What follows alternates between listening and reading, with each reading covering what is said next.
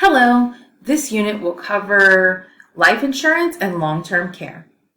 The purpose of this section is to discuss the use of insurance products and provide financial control over specific risks we all will face. Fundamental to this is the need to protect financial well-being throughout the financial life cycle with life, health, disability, and possibly long-term care insurance. So the overall goal of this discussion is to help you gain knowledge about two key areas of insurance: life insurance and a really specific area of health insurance and long-term care. We'll talk about the type of insurance you may need, the amount of coverage that you may need, and the terms of policies and their costs.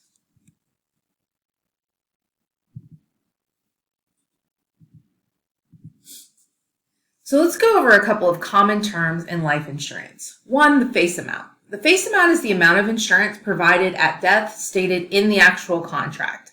It's a very clear amount that's usually indicated when in a variety of different forms. It's in the initial policy and it's also in a lot of the updates.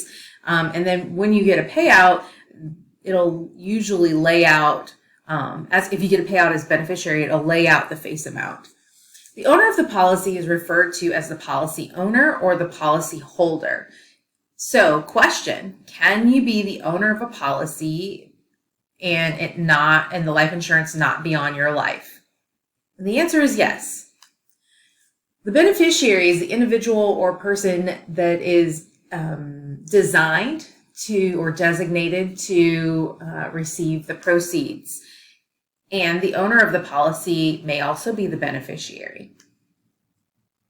The insured is the person whose life the insurance contract is underwritten on, i.e. the person whose death triggers a claim. And as mentioned before, the policyholder and the insured don't have to be the same person. A medical questionnaire may be required, even like a medical exam, when you apply for coverage. The insurance company uses this information to determine whether or not they will insure you and for what premium rate. So the first question, do you need life insurance? Well, probably. If you're married with a single wage earner, so you're married and you're the one that's working outside of the home. If you have children, they'll have support and education and health needs. Special needs situations, you might be taking care of a parent, or you might have a large taxable estate. It's also good to have coverage if you have a spouse, parents, or others who will suffer as a result of your death. Really, at the end of the day, there's going to be somebody left to front the bill for your burial, so it's a good idea to leave life insurance to someone to deal with those costs so that they don't have to carry that burden. You need liquidity to pay off debts and business needs and to fund charitable donations. Maybe not so much if you're single with no children, but I would disagree with that. I think everyone needs life insurance because, again, someone's going to be left with the cost of burying you. And so you need to decide who that person is and think about what strain you're going to put on them by not having the funding set up. So I really disagree with the fact that they say that this particular resource suggests that there are situations where you don't need life insurance, like saying by working couples or independently wealthy. I guess if you're independently wealthy, you would have the liquid cash to pay for the death of someone. So let's consider all of the needs you believe should be addressed using life insurance. Of course, the immediate need to cover for death, the support of a spouse or partner for however many years. Are you 30, married, and needing to support your spouse through retirement? Do you have children? What age are they? What type of needs will they have depending on what age they are? Should major debts be eliminated? Do you have mortgages, loans that you want to take care of? There's a plethora of approaches to finding a target amount, but there are two real common approaches to determining how much a life insurance you need. The first is the earnings multiple, and the second is the needs-based planning. And I would suggest that the needs-based planning is probably more frequently referred to or at least used. So let's take a quick look at this. The earnings multiple approach asks how much of a lump sum payment at death is needed to replace the individual's loss of income, and then for how long. So in this example, if 25 years of additional income is needed, multiply the deceased person's salary by a factor, and the factor is listed there. So assuming returns after taxes and inflations would be 5%, you would multiply the salary by a factor of 14.9 to arrive at a lump sum amount of insurance needed to provide support. So this is a really broad brush approach. And as a result, it's likely to miss some really important needs that vary from person to person. So let's take a look at this example. So assume this person, 40 years old, with an annual salary of a real simple number, $100,000, they die. Assume that this person's spouse, Katrina, also age 40, has a few skills and also has some physical limitations, making it likely that she'll need some support and income to sustain her until she's turned 65, since she's really unable to work. So if we use this multiple of earnings approach, we would take the salary to be replaced, $100,000, and we would answer this question: how much life insurance is required to generate $100,000 annually for 25 years, assuming that the rate of interest is 5% after taxes and inflation? Okay, so we're trying to support Katrina for the next 25 years based on her husband's or her spouse's $100,000 salary. Okay, and so after we plug in all of these numbers, this is what we come up with. We need about $1,400,000 of life insurance to help her get through that age 65. All right, now let's take the needs approach. So when we look at the needs approach, we determine the needs of the family after the death of the quote-unquote breadwinner. And really we could do it from either party perspective of either spouse. So we look at the immediate need at the time of death, the need to eliminate debt. So if you have auto loans, home, like mortgage, student loans, any other kind of debt. The immediate transitional funds. So maybe you have a spouse that has been out of the workforce for a while. They'll need to go back to school. You'll have to supplement childcare that maybe you didn't have to before, dependency expenses, supporting education, other special needs, retirement income, etc. So we take a look at all of those needs. And we plug it in here. So this person, 35 years old, is married to someone that's 30, and they have a 3-year-old son. And the breadwinner earns $45,000 a year, and in the event of a death, would like to replace 75% of that income for the next 30 years, in which time his wife will be approaching retirement. So we look at final expenses. So this would be cost of funeral, etc. Some income replacement. So he wants to provide 75% of what he was earning, okay, for the next, so many years. And so that's that amount.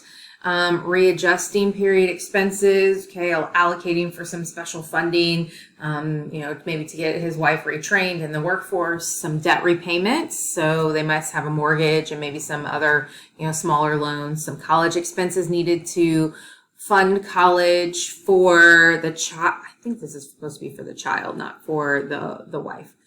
And some other special needs. So we've got about $1 million there. And then we've got some government benefits that we'll get. So we'll deduct that, and current assets available. And this is the amount of money that we likely need.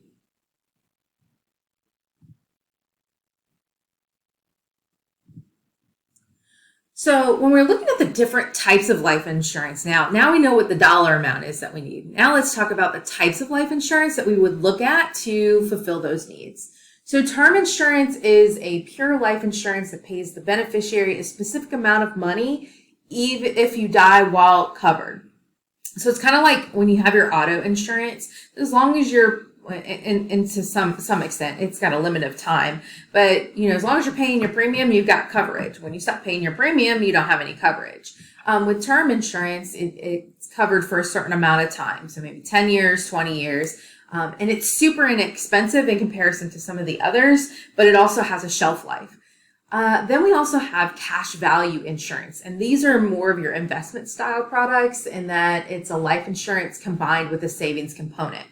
And there's a variety of variations that include whole life, universal life, and variable life.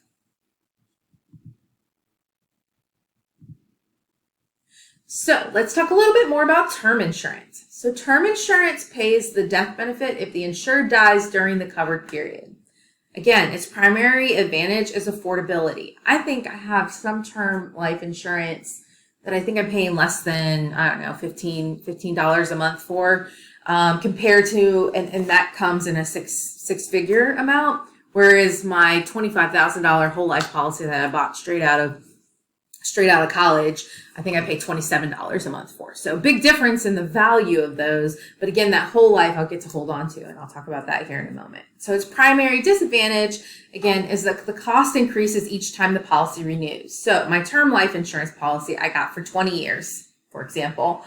And I will say I got that when I was 28. So when I'm 48, I won't have that term life insurance policy anymore. I'll need to re-up. I'll need to either get new term life insurance, or hopefully I've converted some whole life along the way. My thought around term life insurance for myself was that I had kids, and that as my kids got older, they would need less and less financial support from me. So by the time that 20-year cycle runs out, my kids will likely be in college. So their day-to-day financial needs will be different as far as needing direct funding from me. So I do have some other life insurance, but as far as that term and that kind of immediate need for a lot of cash flow, that was the reason I decided to use more term insurance, or to select term insurance in that regard. And as you can see, as you get older, the disadvantage of term insurance is that, when I turned 48, in the 20-year period, when I turned 48, the cost of that insurance is going to be quite a bit higher than when I got it when I was 28. So, that's of course has its cons. So again, with term insurance, it's if you get it, there's a variety of different types of term insurance. So there's renewable term insurance, where you can renew without having to prove that you have good health. There we go. That you have a good health status, so you don't have to go through a medical exam, and then the premium just increases with your age. So the typical range is from 5 to 30 years with the term insurance. You can pay level term premiums, or you can pay annual renewable premiums that increase every year.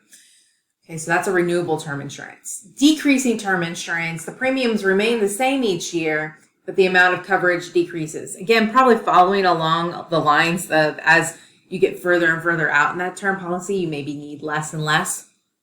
And then group term, and that's where this really comes into play in this course, is that this is insurance provided by your employer at no cost to the employee. And again, the disadvantage of group term insurance is that when you leave your employer, you don't get to take that policy with you. So for example, you may get a $50,000 term insurance policy going straight into your employer, and you leave that employer or you're terminated from that employer, you don't get to take that life insurance with you. So now you're left jobless and without life insurance. And again, people that rely on that early on in their career and saying, oh yeah, I've got it through my work, as they get older or they transition jobs, or maybe they lose jobs along the line of their career, then their insurability becomes a little more risky, so they pay more in premium. And then you have convertible term life insurance. It's kind of cool for people who are kind of teetering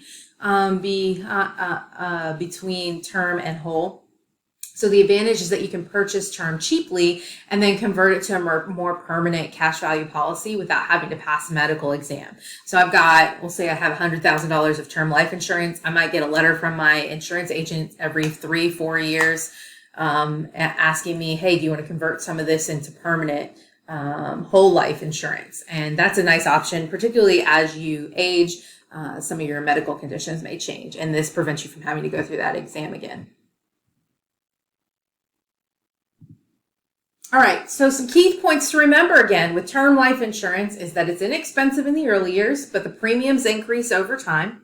There's no cash value buildup inside the policy. You can't surrender the policy and receive any sort of investment or cash return. You can't borrow against a policy, which we'll see here in a minute that you can do with some other policies, because there's no cash value buildup inside the policy. So permanent policies may have those features, but they'll cost more. So now let's talk about some of the cash value insurance and its features and benefits. So cash value insurance provides both a death benefit and an opportunity to accumulate cash value. And this is why it's kind of looked at it's a small investment opportunity. The policy is considered to be permanent insurance, meaning that you pay the premiums and eventually you'll get paid. The policy can be maintained until you die, and there's 3 different types of cash value insurance: whole life, universal, and variable life. Universal life has some risk, and so does variable life. Whole life is a little more stable. The premiums of a permanent insurance policy cover not only the raw cost of the insurance, but are partially allocated to a reserve that both helps to cover future costs of insurance and reduces the amount at risk for the insurance company over time. So so-called non-forfeiture laws ensure that if a consumer walks away from a policy, that reserve is available in the form of a policy cash value that can be paid if or when the policy is surrendered. So some of the whole life insurance and its features include that there's a death benefit that will be paid when the insured dies to the beneficiary, or when they turn 100, or when they reach a maximum stated age, whatever the contract is. There's also cash value, that's why we call it a cash value insurance policy to begin with, that the policyholder has a savings component. It also has a non-forfeiture right that I just talked about, the right to terminate your policy and receive the cash value, a reduced amount of permanent insurance, or possibly even extend term insurance or term coverage. You may have the option to pay the premium for life or until a certain age or a certain number of years. So it might be like a 20-year payment. Many prefer to have those policy premiums end at 65. Again, that's when you retire. That's when some of your income changes. So you definitely want to have some of that stuff paid up by then. For most individuals on a limited income and budget, term insurance is the better alternative. Again, if it's better to have something than nothing. There's a low cost for term coverage. Buy term and invest the difference, right? If I'm paying $17 a month for $100,000 worth of coverage, maybe I'm investing that other $10 a month. And again, I'm thinking about people who have limited income. I'm investing that other $10 a month somewhere else that is, that provides some form of financial benefit, but isn't wrapped up in a whole life policy. So the high cost of whole life premiums can lead to less coverage than you actually need. So like I said, when I first got my first job, I bought a $25,000 policy, and I had a 2-year-old at the time. So really not a good probably use of that funding at the time. I was on a limited income, and $25,000 worth of coverage would have covered funeral expenses, but definitely would not have provided for her at the age of 2 on up. She's a very expensive child. So a lower cost alternative to whole life insurance combines term insurance with the tax deferred savings. So unlike whole life insurance, you can have flexible payments and death benefits. Your premium covers the term cost or the mortality charge, administrative fee, and the remainder goes towards the cash value. The policy is credited with interest, so unlike variable life, which invests in stocks and etc. So here's a chart that lays out some of the differences between whole life insurance and universal life. So a lifelong protection as long as the premiums are paid, yes. Cash value, yes. Here's really the difference between whole life and universal life. The interest on the cash value, it's a guaranteed rate of return, so fixed, where universal life is in line with current money market rates. And again, our premiums are fixed with whole life, but they're flexible under universal life. And you may have and that might be good for someone who, bounces around from job to job.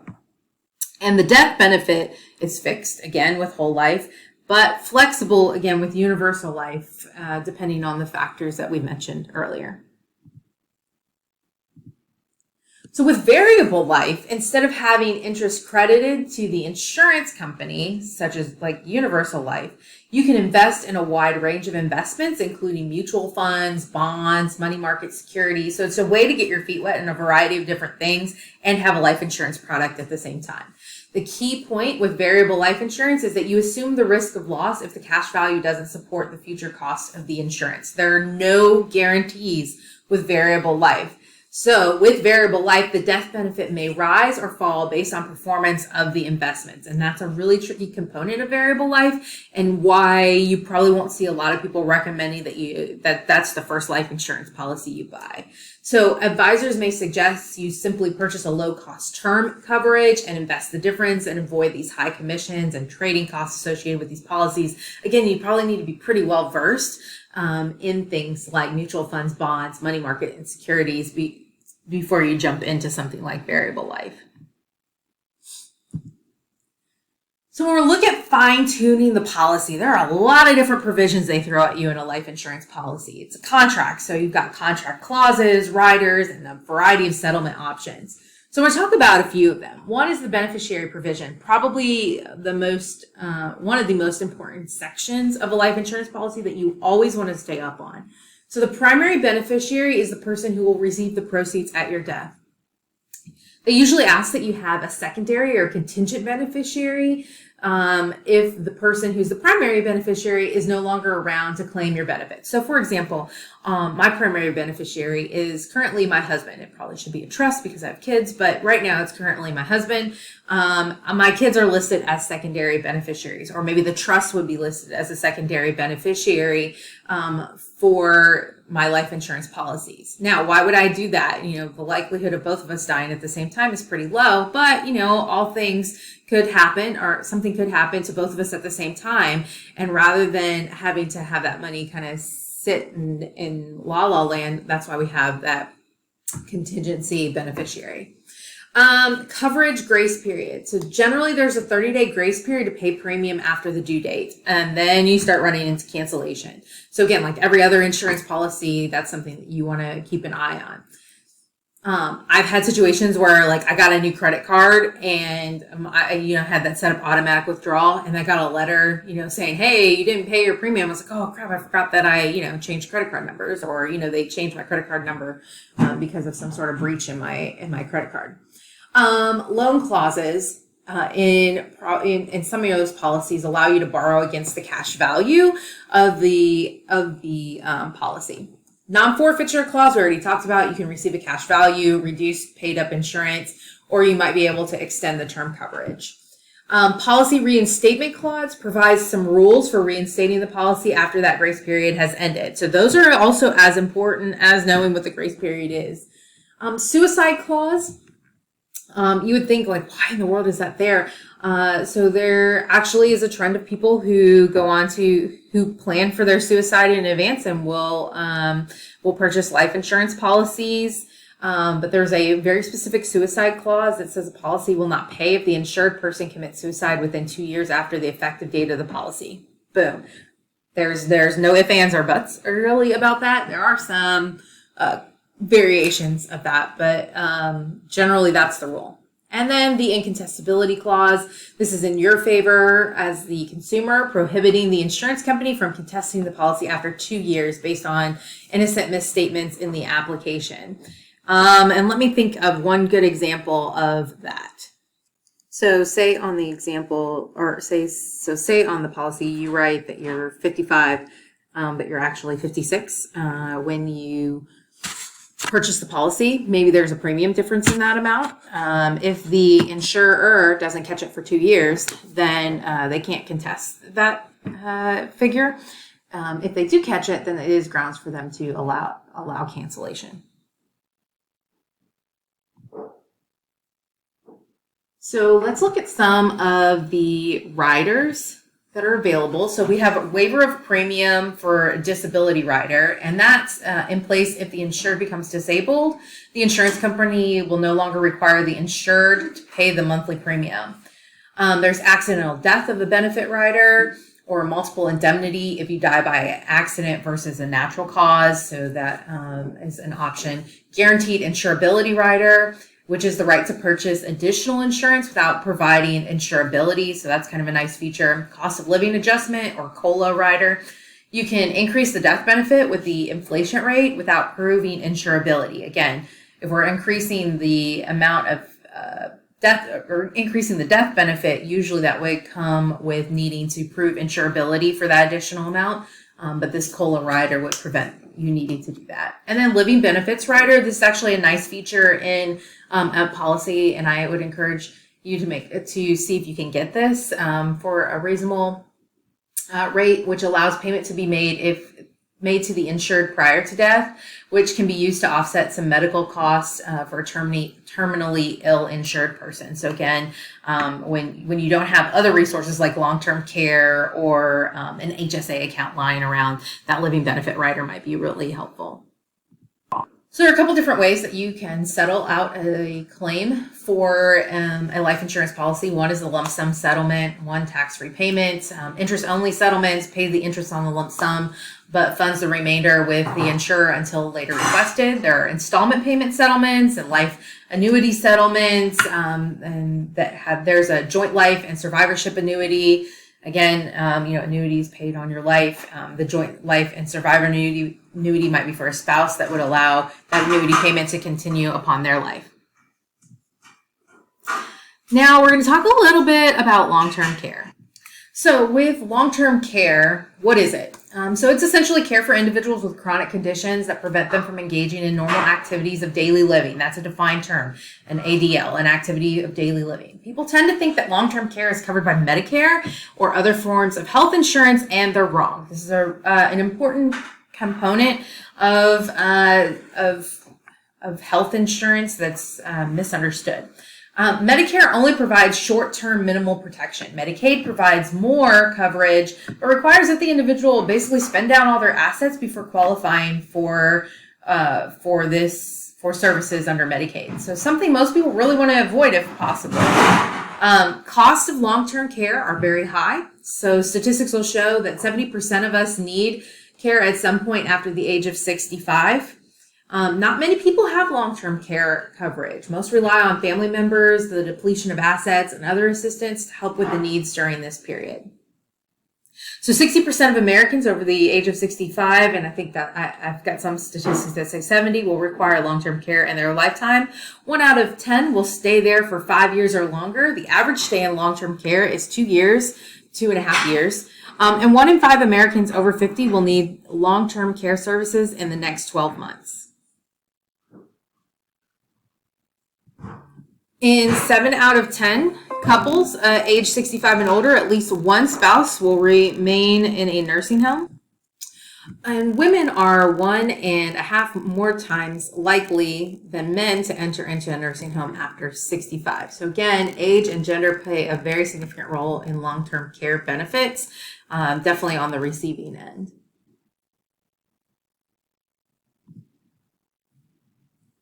So let's take a look at some of the costs that are associated with long-term care. So when we look at long-term care costs, the average cost for a nursing home is approximately $215 a day. And that was back in 2008. I'd say it's closer to $300 a day in 2020. And assisted living range from, 100, I would say 100 to 300 a day. And if you're living on the eastern side, you can easily spend $50,000 a year staying in a nursing home. These costs are perfectly capable of wiping out your entire lifetime of savings, not to mention the emotional effect of long-term care on a family.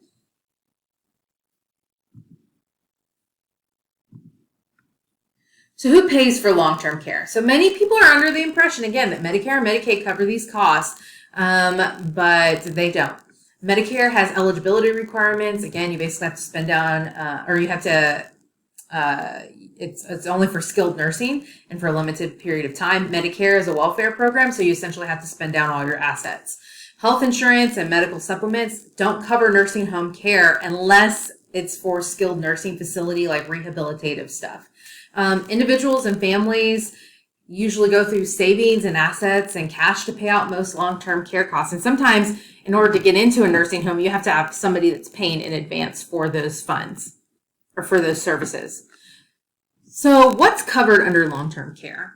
What's not covered under long-term care? What triggers coverage? And what are the coverage options and insurance company financial analysis regarding long-term care?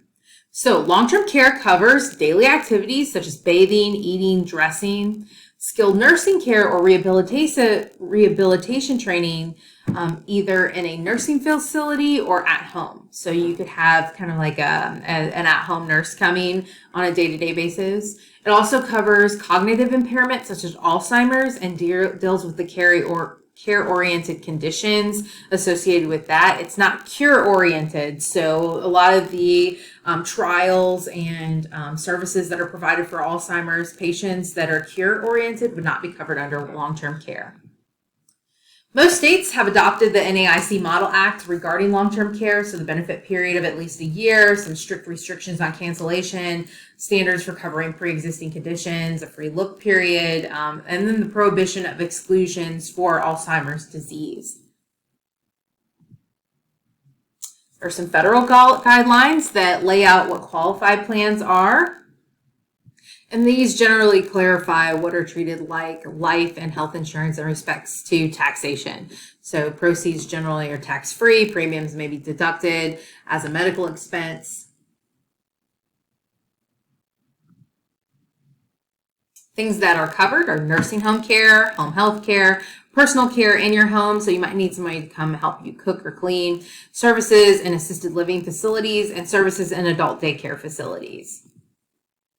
Things that are not covered are mental or nervous disorders or disease other than Alzheimer's or dementia. And that one can be kind of challenging because there are some other things that get connected to dementia, so like vascular dementia that's connected to something other than, Alzheimer's, alcohol or drug addiction, so not covered under long-term care, illness and injury caused by an act of war, and that can be a complicated one as well, particularly as someone as a veteran, treatment the government has already paid for, and attempted suicide or intentional self-inflicted injuries would also not be covered for long-term care services.